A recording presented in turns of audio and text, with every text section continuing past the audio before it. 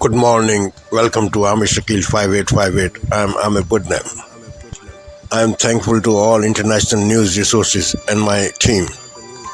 Following news have been reported by American, European, Canadian, Australian, African, Asian channels and AFP, AP Reuters news agencies. Now the headlines. American young students and extreme hot weather.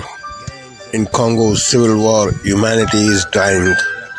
Smoke of wildfire causing health issues. Israeli successful operation in Gaza released 4 hostages. 210 Palestinians died in Israeli bombing yesterday. Ukraine drone attack killed at least 28 Russians. Special wedding in Normandy, France. Canadian businessman charged.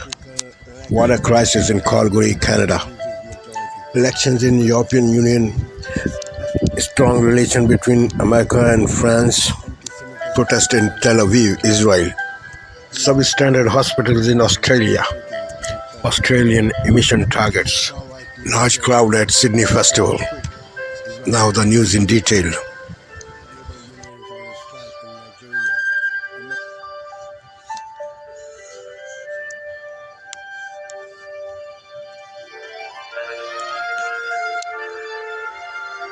This is NBC Nightly News with Jose Diaz-Balart. Good evening. There is joy and relief across Israel tonight. 4 hostages who were kidnapped by Hamas 245 days ago are now free. This is the moment they return home, raising their hands in celebration. They were then quickly reunited with family. One of the hostages, Noah Argamani, seared into the global consciousness by this image. That's her there being kidnapped by motorcycle. Now there's this image, her and her dad, together again, embracing. The daring rescue operation played out in broad daylight, the Israeli military releasing these images. And while the mission was a success, it came at a heavy price, with authorities in Gaza saying more than 200 were killed as part of the operation. And 120 Israelis are still being held hostage. We have 2 reports tonight, and we begin with Raf Sanchez in Israel.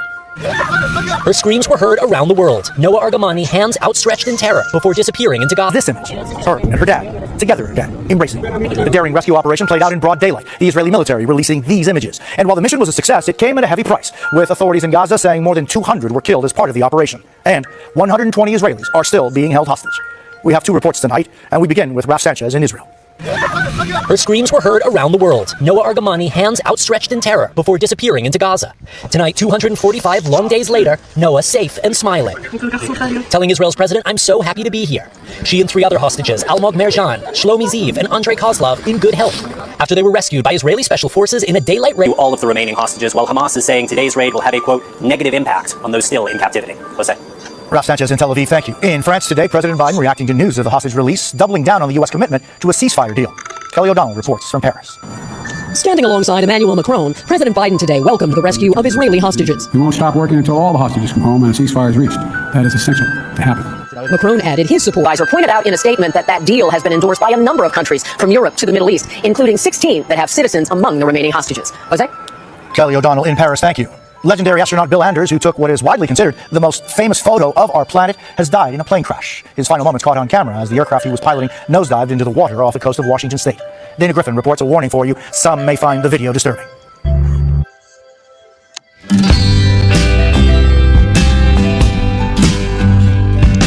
On the Earth.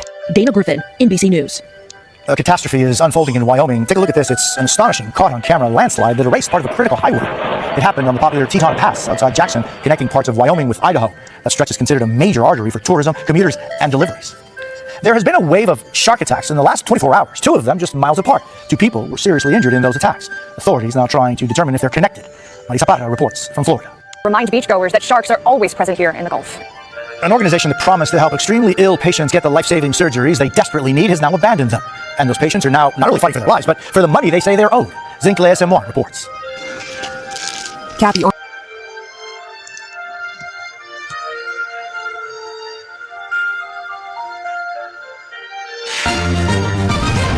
On this Saturday night, finally free after months in captivity, 4 Israeli hostages are rescued in a deadly raid at a refugee camp. We'll do whatever it takes to get them all back home. The emotional reunions with relieved families. Canadian businessman Frank Stronach charged the sex assault allegations spanning 4 decades. Progress in Calgary's water crisis. When crews could be done repairing a water main. And a Second World War veteran's wedding. We get butterflies and we get a little action also. The centenarian and his sweetheart saying "I do" on the beaches of D-Day. Global National with Farah Nasser, reporting tonight. Neetu Garcha. Good evening and thanks for joining us. Israel is celebrating its largest hostage rescue operation since waging a war on Hamas after its October 7th attack. Today, 4 hostages were rescued alive during a heavy air and ground assault by the Israeli military. Dozens of airstrikes were carried out across Gaza in one of the deadliest assaults of the conflict. The Hamas-run health ministry says at least 210 people were killed. The hostages were freed from 2 locations and taken out of central Gaza by helicopter, soon after tearful reunions with loved ones. The 4 Israelis held captive in Gaza for 8 months are now back in their families' arms. David Aiken has our top story tonight and a warning some of the images in this story are disturbing. 4 hostages in Hamas captivity for 246 days arrived to crowds cheering their freedom. An Israeli raid into Gaza freed the 4. Israel just carried out a remarkable rescue operation of 4 hostages held by Hamas. The freed hostages were kidnapped by Hamas while they were participating at a music festival on October the 7th. One of those was 25-year-old Noah Ardamani, seen here in a video filmed by her abductors as she was captured. On Saturday, she was reunited with her family, a reunion which included a hospital visit to her mother, who was fighting brain cancer. Ardamani and the other freed hostages also met with Israeli Prime Minister Benjamin Netanyahu, who has been under intense pressure to retrieve hostages. We'll do whatever it takes to get them all back home. But the rescue appears to have been a deadly one. Israeli special forces raided 2 locations in central Gaza. We were at home. A rocket hit us, this eyewitness to the attack said. My 2 cousins died, and my other 2 cousins were seriously injured. Hamas officials said more than 200 were killed. Medics, health officials, and the Israeli military said 100 had died. It is not clear how many of the fatalities were combatants, but eyewitnesses said some of the dead were women and children. At least 1 Israeli soldier died from wounds sustained in the raid. This was a high-risk complex mission based on precise intelligence conducted in daylight in 2 separate buildings deep inside Gaza. The Israeli military said its forces came under fire before, during, and after the raids. It also announced its targets while the raid was underway. That's a rare and unusual move for Israel's military. It was not the first time the Al-Nusayra camp has come under fire by Israeli forces. The camp, home to about 30,000, has been attacked several times since October 7th. Hamas's armed wing said in a social media post that the Israeli raids resulted in the deaths of some hostages, but no detained in captivity. David Aiken, Global News, Ottawa. Here in Canada, there was an emotional reunion for another family torn apart by the Israel-Hamas war. 3 Palestinian children who fled the devastation in Gaza reunited with their extended family. Cousins and grandparents gave a warm welcome to 3 siblings aged 3, 5, and 8 at Toronto Pearson Airport earlier today. Their mother was a doctor who died during a bombing, while their father remained stuck in the West Bank. A federal reunification program for Canadian citizens and residents seeking to bring extended family trapped in Gaza to Canada recently increased its applications cap from 1,000 to 5,000. Just over 40 people have arrived under that program. U.S. President Joe Biden and French President Emmanuel Macron welcomed news of Israel's hostage rescue during meetings in Paris today. Macron is hosting Biden on his first state visit to France. The French president says the 2 allies will strengthen efforts to avoid a wider conflict in the Middle East. The pair also stressed a shared vision on Ukraine. Our 2 countries are standing with the Ukrainian people as they fight off Putin's brutal aggression. We're not going to let that happen. France has yet to agree to Biden's plan to give Ukraine a $50 billion loan that would be repaid with interest from seized Russian assets.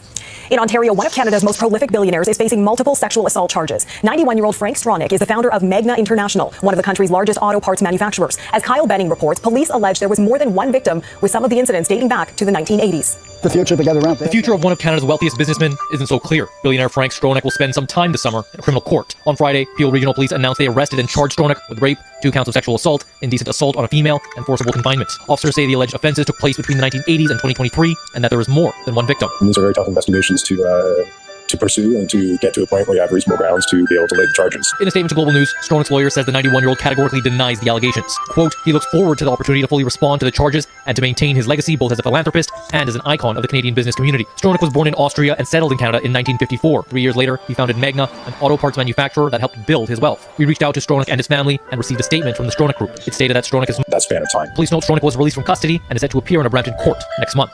Kyle Benning, Global News, Toronto. In Calgary, the city continues to press its residents to cut back on water use after a critical water main break on Thursday. Crews are still working to repair the damaged line. Officials say it's still days away from being back in service. And as Carolyn Curry de Castillo reports, they also warn there's a real risk the city could run out of water. This is the pipe at the center of Calgary's water crisis. City crews reached the damaged section of the feeder, so was a boil water advisory in the community of Bowness. Carolyn Curry de Castillo, Global News, Calgary.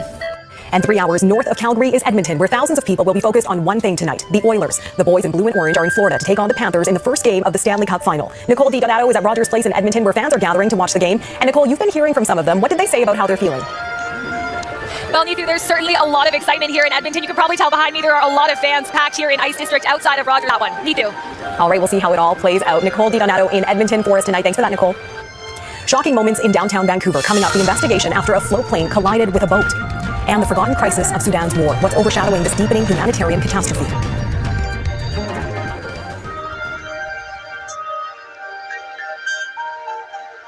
We have some breaking news from Vancouver. A powerboat has collided with a float plane near the city's downtown core. Video submitted to Global News shows the plane appearing to be on its takeoff run when a boat crosses its path. 2 people have been seriously injured but are not in life-threatening condition. The 6 people on the plane, including the pilot, were not injured. The Transportation Safety Board is investigating. Tributes are pouring in for former Apollo astronaut William Anders, who took an iconic photo dubbed Earthrise, died yesterday when his plane went down off the coast of Washington state. The crash was captured on camera. We won't show the moment of impact, but some viewers may find it disturbing. U.S. aviation authorities are investigating the cause of the crash. Anders, who was 90 years old, was the only person on board. In 1968, he took part in the Apollo 8 mission orbiting the moon. Canadian astronaut Chris Hadfield posted, "The brave man who took this iconic photo, one of the first 3 humans to ever leave Earth's orbit and travel to the moon, died yesterday. Bill Anders, I salute you." The horrors of what's happening in Gaza and Ukraine are eclipsing the war in Sudan, which has raged on for more than a year, and the humanitarian crisis in the North African nation just keeps getting worse. People making up about a quarter of Sudan's population have been forced out of their homes. Nearly 2/3 of the country doesn't have access to healthcare, and 18 million people are at risk of starving. The UN warns this war could spawn the world's largest hunger crisis. Redmond Shannon reports, and a warning his story contains images that are upsetting. Dozens of bodies wrapped for burial in a Sudanese village. Around 100 victims, officials say, including children. The attack blamed on the Rapid Support Forces, or RSF, as it fights the Sudanese army in a civil war still largely... The calls to name and shame ahead the debate over identifying the MPs who allegedly colluded with foreign states.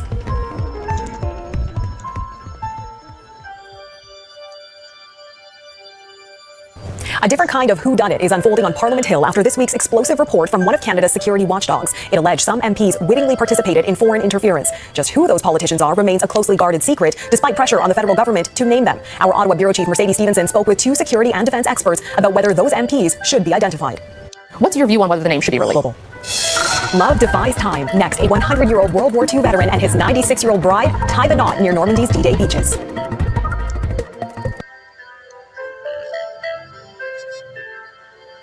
Finally tonight, proof that love is eternal. Just days after surviving veterans of the Second World War marked the 80th anniversary of D-Day in France, one of them made some new and happier memories near the beaches in Normandy. World War II veteran Harold Terrans, at the century mark of his life, stood proudly beside his sweetheart, Jeanne Swerling, a youthful 96, as they embarked on a journey of matrimony. At 96, I feel like, my God, I got butterflies just like the young people. I mean, it's not just the young people love, you know. We get butterflies, and we get a little action also. Their wedding day resonating with the spirit of remembrance and celebration that permeates the Normandy coast on the anniversary of the D-Day landings, signaling the beginning of the end for Nazi Germany. On D-Day, Terrans, who enlisted in 1942, aided in repairing planes coming back from France and said half of his company's pilots died that day. The American citizens, both widowed, exchanged rings in a symbolic ceremony, both declaring yes in French to vows read by a deputy mayor. The couple raised their glasses in a toast expressing wishes for peace and the preservation of democracy. The couple hopes their timeless union serves as a beacon of hope, reminding us all that love knows no bounds. And wishing the happy couple the very best in this next chapter. That is Global National for this Saturday night. I'm Neetu Garcha. Tonight's Your Canada is a hike through Kananaskis country in Alberta. Thanks so much for watching, and hope you'll join us again tomorrow. Have a great night.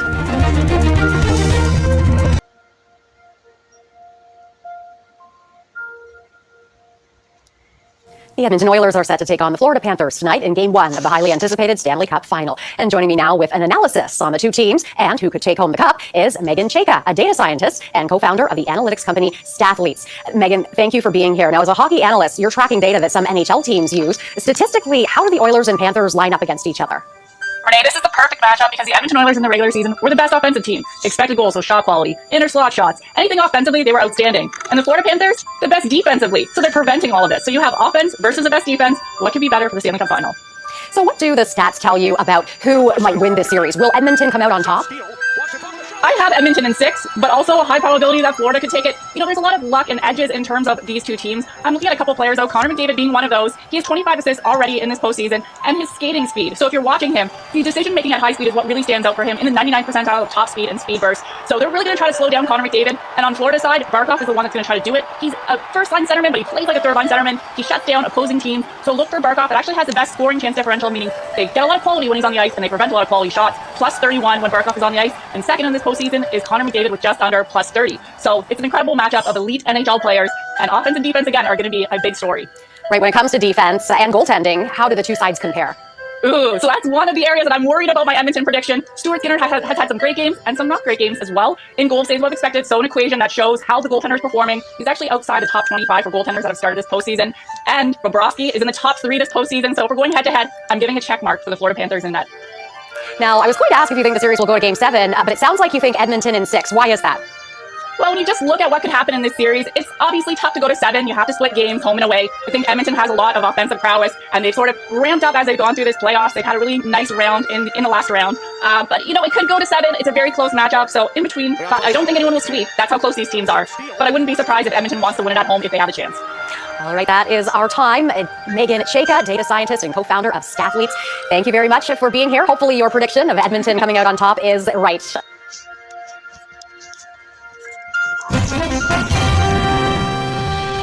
Tonight on PBS News Weekend, as global temperatures rise, American schools struggle to beat the heat and avoid putting students' learning and health at risk. Then a growing humanitarian crisis in Congo as escalating violence threatens millions of the Central African nation. Bombs are still falling in the camp here and in other camps. Several people have died and we live here with fear. And as wildfire season kicks off, what you can do to protect yourself from harmful smoke.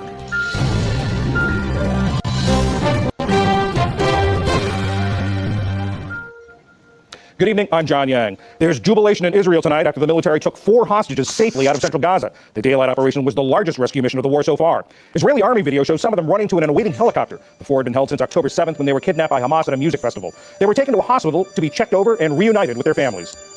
Thank you for bringing my son to me, to us. I'm so excited I could hug him today. The rescue operation came amid an intense Israeli air and ground assault on the Nusayrat refugee camp. At least 210 dead Palestinians were taken to local hospitals, according to a health official. In France, for a state visit, President Biden said the United States would work to free all the remaining hostages, including 8 Americans. Russia and Ukraine exchanged more drone attacks overnight. Moscow-based officials said at least 28 people were killed in the partially Russian-occupied regions of Kherson and Luhansk. People searched through rubble for belongings, and public events were canceled for the rest of the weekend for days of mourning. In Normandy, France today, D-Day commemorations gave way to a wedding day. World War II veteran Harold Tarrans married his sweetheart Jean Swerlin. The groom is 100 years old, the bride only 96. Well-wishers witnessed the Florida couple's wedding, which isn't legally binding because they're not French citizens. On D-Day, Tarrans was in Britain, repairing planes returning from France so they could rejoin the battle. For their wedding night, the couple was invited to the Élysée Palace State dinner with President Biden and French President Emmanuel Macron.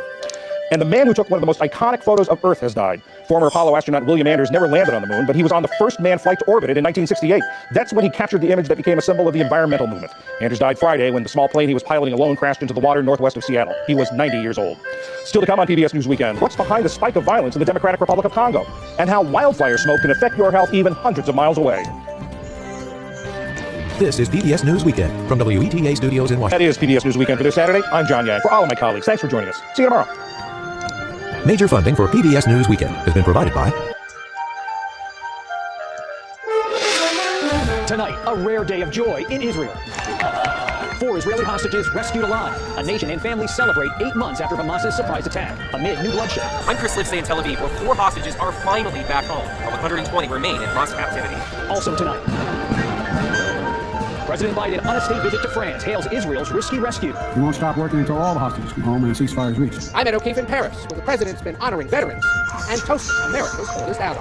Former President Trump heads west, seeking to strike campaign gold in California. We remember Apollo 8 astronaut William Anders. He took this stunning photo that changed how we see our planet. In Wyoming, these stunning images, officials calling this collapse of the Teton Pass Highway a catastrophic failure. While a dangerous heat dome scorches the west, when will it end? It pretty much feels like you're in an oven. We'll have the forecast. And later, it's one of the world's most popular sports. But can cricket conquer America? It's game on. Night out. This is the CBS Weekend. Hello, everyone. I'm Molly Lyon, along with Lauren Simonetti, Joey Jones, and Charlie Hurt. And welcome to the big weekend show, the big story tonight. Pomp, circumstance, and politics for President Biden in Paris. Biden telling the world that climate change is the only existential crisis to humanity, and then claims he is the son of the American Revolution. Fox News White House correspondent Peter Doocy is with the president tonight in Paris. Good evening from Paris, where the sun is setting, and where the point President Biden is trying to make is that he thinks Putin could soon move further into Europe, alluding to the fact that a different dictator did that right here in France not that long ago. And I commend France and our European allies for their leadership as well. The EU has provided over $107 billion in assistance to Ukraine since the war began, because we know what happens if Putin succeeds in subjugating Ukraine. However, there is a greater threat that can't be battled with munitions packages or standing armies or even drones. That threat, the president said during a brief statement with no Q&A, is climate change. We work together on issues critical to peace and stability, like food security and counterterrorism. And the existential threat of climate change, which is just growing greater. We're working together to accelerate the global transition to net zero. It is the existential threat to humanity, among the only existential threat to humanity, including nuclear weapons, is if we do nothing on climate change. I could go on. President Biden and the First Lady attended a glitzy state dinner at a palace down the road. Tomorrow morning, they will lay a wreath at a World War I memorial before jetting off to Delaware. Molly? All right, Peter Ducey, fabulous Peter Ducey from Fabulous Paris. Pink skies tonight, gorgeous. What do you think? Existential threat. Is climate change the only one, Charlie? It's kind of, if you're going to go with the horror movie and make, climate change the only existential threat, you need to just stick with that. The problem is he lists all these others, like Vladimir Putin and, I guess... Nuclear war. Yeah, and maybe I misread this, but the way I heard him, and who knows what he's saying ever, but I thought what he said, including nuclear weapons, climate change is still the only existential threat, which raises the question of, thank God this guy isn't in charge of protecting the United States from, nuclear war, and so it's just more Joe Biden. That does seem to be a theme that he focuses on regularly, climate change in general. So perhaps his message, he was fitting it in to a broader message about democracy and in Ukraine and other things he was touching on as well. Yeah, those are what's important to President Joe Biden. It's climate change. He thinks it's an existential threat, and democracy. And it's funny, he said there, we know what happens if Putin succeeds. And he didn't say this because of where he was and the 80th anniversary of D-Day. You don't want to talk about the campaign,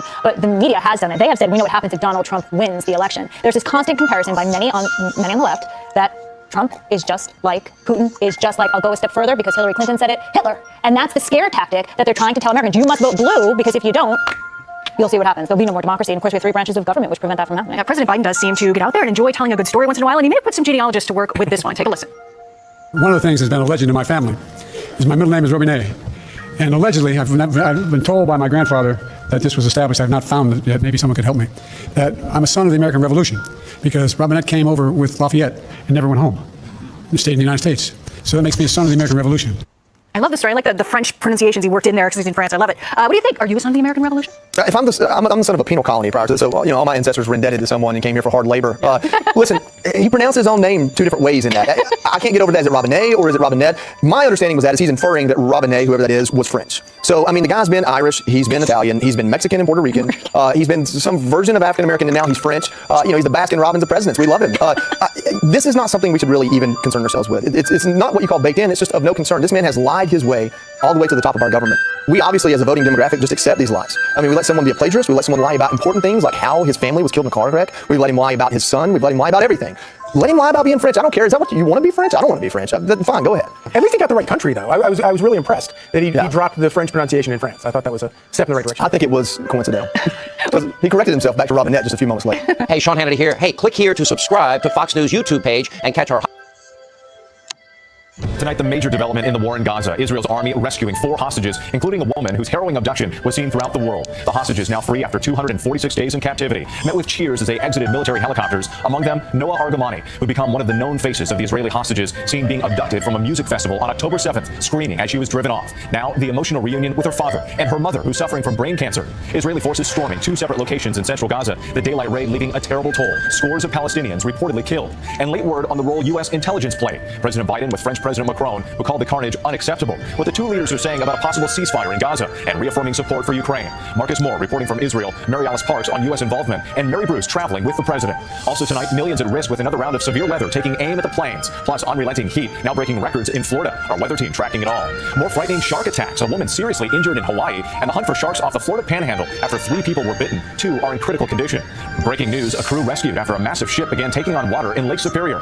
New information about a deadly home explosion during a standoff between the homeowner and police. What authorities now say caused the massive blast. No Olympics for Caitlin Clark. The rising WNBA star has reportedly been left off the Team USA roster. And America Strong tonight, the life-changing surprise, a teacher gives a student the ultimate gift. From ABC News World Headquarters in New York, this The Observers on France 24 and observers.france24.com. Hello and welcome to Daybreak here on France 24. These are this morning's main news headlines. Joy for the families who've waited 8 months for news of their loved ones. 4 hostages kidnapped by Hamas on October 7th have been freed in an Israeli raid in central Gaza. Palestinian officials say the operation left dozens dead. As his state visit to France draws to a close, US President Joe Biden pledges to continue to work closely with Paris in supporting Ukraine and in preventing a regional escalation over the war in Gaza. And millions of voters across 21 countries here in the EU go to the polls for the final day of voting in elections for the European Parliament.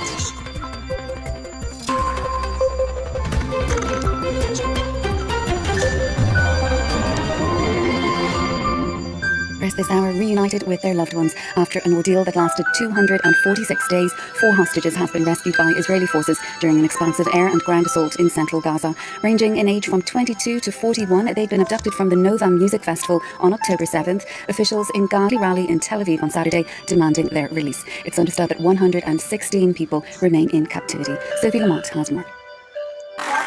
It's become a weekly occurrence in Tel Aviv. Like every Saturday since October 7th, crowds gathered in the Israeli capital to pay tribute to the hostages killed and those still held captive in Gaza. Of the 4 hostages who were rescued today. The release of 4 hostages on Saturday brings relief to some of the families, but hundreds are still desperately waiting for them. Into Gaza via the pier on Saturday. Next, Joe Biden is vowing that Washington is standing strong with Ukraine as French counterpart Emmanuel Macron hosted him at a state visit that's been overshadowed by the war in Ukraine. Speaking after visiting Normandy earlier this week to mark the 80th anniversary of D-Day, the US president repeatedly emphasized the value of America's European allies in a swipe at his more isolationist election rival, Donald Trump. Well, for more on Saturday's events, here's Sophie Lamont. It's a competition, and it calls relations to sour between the two leaders. Moving on to other world news, and voting got underway in the Netherlands on Thursday, continuing elsewhere over Friday and Saturday, but most EU member states are holding their elections today. Millions of people will be casting their ballots across 21 nations, including here in France and in neighbouring Germany, as they choose their representatives for the European Parliament. An EU-wide exit poll is expected later tonight ahead of provisional results. The election will shape how the European Union, a bloc of some 450 million citizens, confronts challenges including a hostile Russia, climate change, immigration, and increased industrial rivalry from China and the US. Lauren Bain takes a look now at how exactly the European Parliament functions, its powers, and its responsibilities.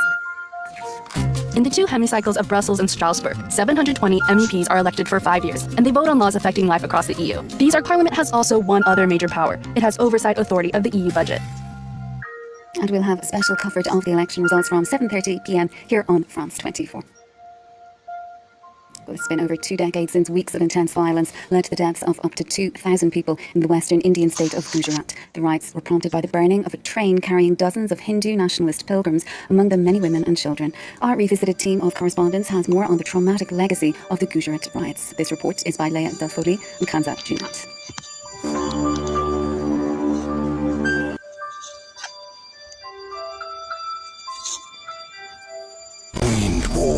It's caused arguments, threats of violence, threatened to shoot other people's stock. It is a big money grab. The divided front on powering our future. This should be a koala national park, not a wind farm. It doesn't affect many people, and it's really windy. This is only a good thing for everybody. Coal's coming to an end, and you've got to have other things in place. 4 Corners, tomorrow, ABC and ABC iView.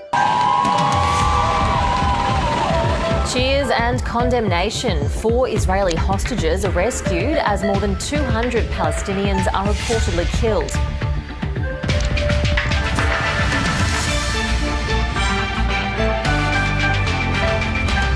Queensland's Premier defends the quality of maternity care at Redcliffe Hospital after allegations of preventable infant deaths. The federal opposition backs in its plan to dump Australia's 2030 emissions reduction target if elected. And playing with fire, how risky activities can benefit children's mental health.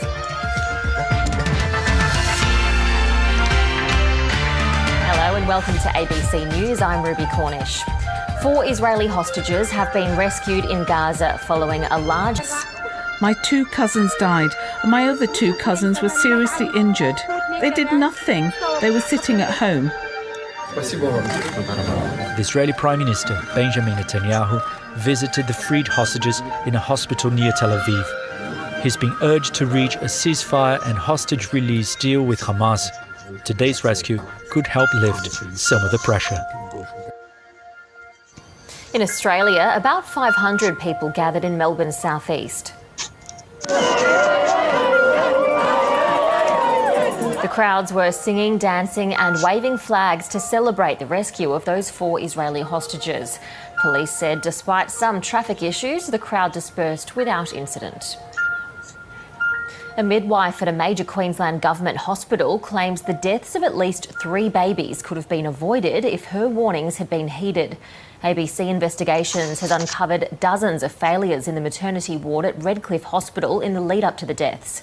Both the hospital and Queensland Health admit mistakes were made, but claim improvements to care have been implemented. A warning this report by Rory Callanan may distress some viewers. Many babies being taken. Rory Callanan, ABC News.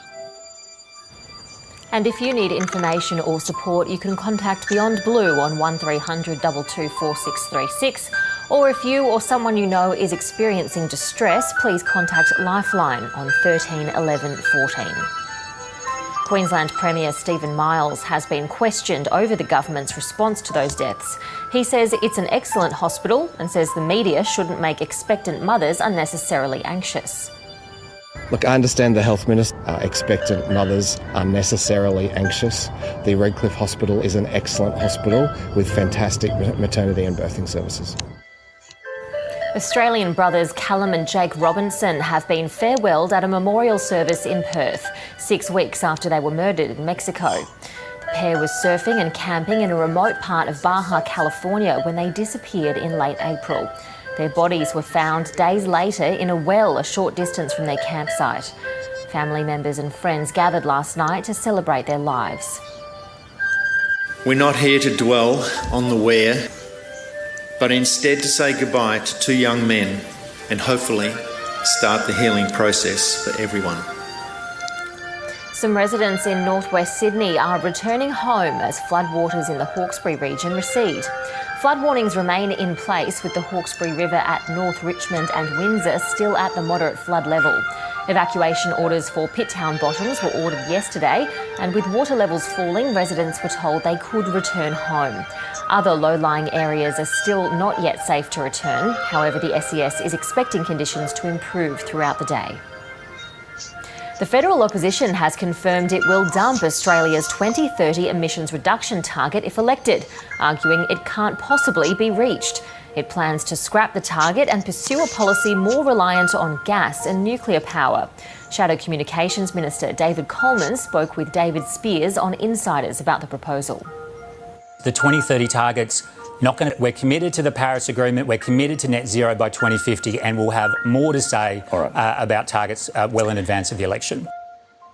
But Climate Change Minister Chris Bowen says a reduction of the target would be in breach of the Paris Agreement. Peter Dutton is a real risk to the Australian economy. Also revealed on Insiders, the federal opposition is urging the government to include big tech companies in a trial to stop young children accessing social media. Last month, the government committed to conducting a pilot of age verification technology. But officials from the Communications Department revealed the trial won't require the involvement of social media companies. Social media companies are not required to actually do anything in the trial, which is absurd. So what should be happening is the government should be saying to the social media companies, under the trial, you need at your front door, when kids try to sign up, you need a process of age verification. The Queensland Government has announced additional support for first home buyers. Premier Stephen Miles says the transfer duty concession will apply to more properties, with the threshold increasing from $500,000 to $700,000. It's expected to save some eligible first home buyers as much as $17,000. However, the opposition says it was their idea first, claiming a similar policy was pitched in January. The measure comes ahead of the state budget, which will be delivered on Tuesday. The best thing we can do for life. And so we don't just aspire for Queenslanders to have a roof over their heads. We aspire for them to have prosperity for a lifetime. We aspire for them to own their own home.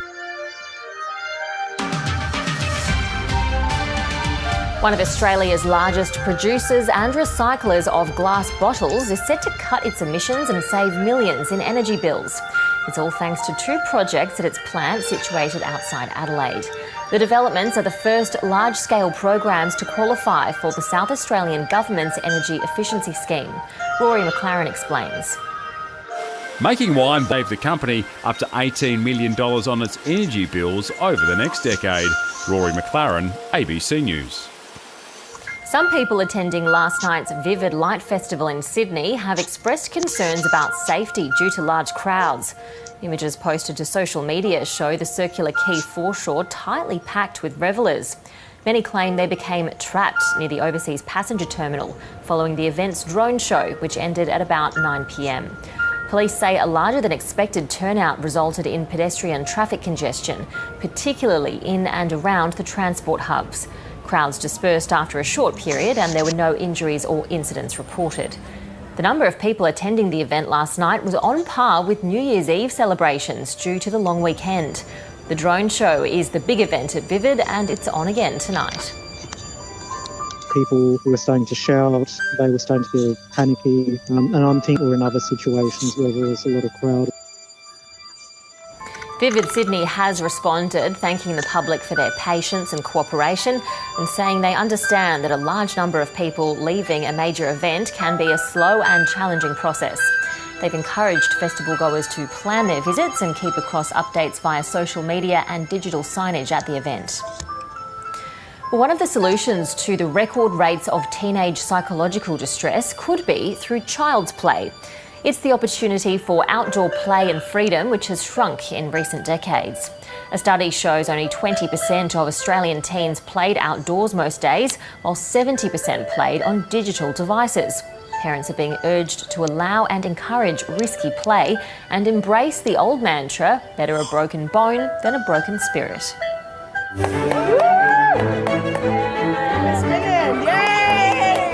Mostly sunny in Darwin with a top of 31 degrees. And that's the latest from ABC News for now. Remember, you can keep up to date at news.abc.net.au and of course on ABC iView. I'm Ruby Cornish. Stay with us. Offsiders is up next.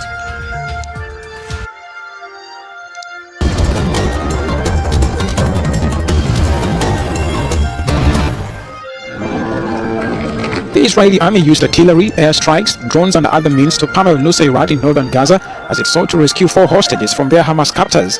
Most of the devastation fell on the Nusayrat refugee camp where scores were killed. Qatari broadcaster Al Jazeera reported 210 fatalities on Saturday evening, citing the Gaza government office. It said more than 400 people were wounded. The injured were being rushed to the Al-Aqsa hospital, which only has one functioning generator, Al Jazeera reported. Israeli forces on Saturday rescued 4 captives from Gaza in what the government called a complex daytime operation. The operation is the largest recovery of live hostages since the war began, bringing the total of rescued captives to 7. Pope Francis gathered the ambassadors of Palestine and Israel to the Vatican Gardens on Friday to pray for an end to the war in Gaza and issue a new appeal for peace. I think of how urgent it is from the rubble of Gaza a decision to stop the weapons will finally arise, and therefore I ask that there be a ceasefire. I think of the families of the Israeli hostages and ask that they be released as soon as possible. I think of the Palestinian population and ask that they be protected and receive all necessary humanitarian aid. I think of the many who were displaced due to the fighting and ask that their homes be rebuilt soon so that they can return to them in peace. The event recreated the first such encounter Francis hosted in the Gardens, this time 10 years ago, when he welcomed Israel's then President Shimon Peres and Palestinian leader Mahmoud Abbas. Then, as now, Francis said too many children had been killed, and he urged both sides to reach a ceasefire in Gaza. Coral reefs around the world are experiencing global bleaching for the 4th time as ocean waters continue to warm amid climate change. Coral reef bleaching across at least 53 countries has been confirmed from February 2023 to now, scientists from the National Oceanic and Atmospheric Administration reported in April. Make no mistake about it, the situation is grim. But I have not lost all hope. There are still things that we can do to turn this around. Bleaching happens when stressed coral expel the algae that are their food source and give them their color. If the bleaching is severe and long-lasting, the coral can die. Oceans are incredibly important for humanity, for all the things they provide, and they deserve our attention to look after them. And climate change is a substantial threat to all of those systems, so it's beholden upon all of us to take action on climate because it gives the planet the best possible future, and hence all of us.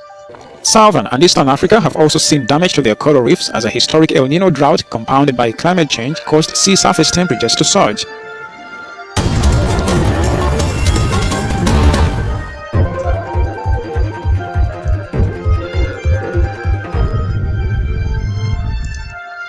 This is Asia Now.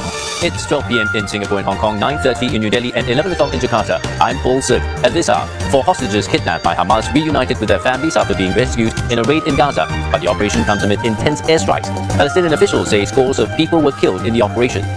The US and France praise their long-standing ties and reaffirm common values as French President Emmanuel Macron hosts US President Joe Biden for a state visit. The conflicts in Gaza and Ukraine top the agenda.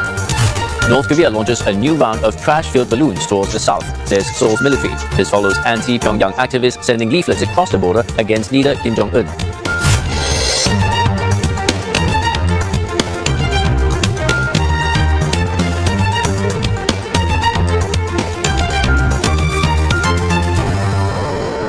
Israel's military says its forces have rescued 4 hostages held by Hamas since October. The rescue operation, a complicated and brave operation. Sarah Coates, CNA, Tel Aviv. While there was jubilation in Israel, a very different picture unfolded back in Gaza around the Al-Nusayrat refugee camp, a densely populated area. At least 210 Palestinians have been killed in the area, where the raid took place and 400 wounded, as according to the Hamas-run health ministry. Images from the area show intense bombardment, and hospitals there say they are overwhelmed with casualties, including children. Other photos show people mourning the dead. اول شيء صاروا يضربوا حكم اللي هو يفوق من الجو يضربوا هان اشتد الشيء اللي هم بخمس دقائق اللي هم ايش ما قدرناش سنة نجري من غير ما ندري والضرب فوقينا والدبابات قصت لها كنا قاعدين عزف الدبابة. Security Council to discuss repercussions of the attacks on the Al-Nusayrat refugee camp. Talks about the war in Gaza were at the top of the agenda as US President Joe Biden visited France for a state visit. Both the American leader and his French counterpart, President Emmanuel Macron, welcomed the release of 4 more Israeli hostages in Normandy before going to Champs-Élysées for the state's dinner. He had been honored earlier in the ceremony to mark the 80th anniversary of D-Day. The wedding of the Florida couple took place in front of dozens of guests, some in military uniform.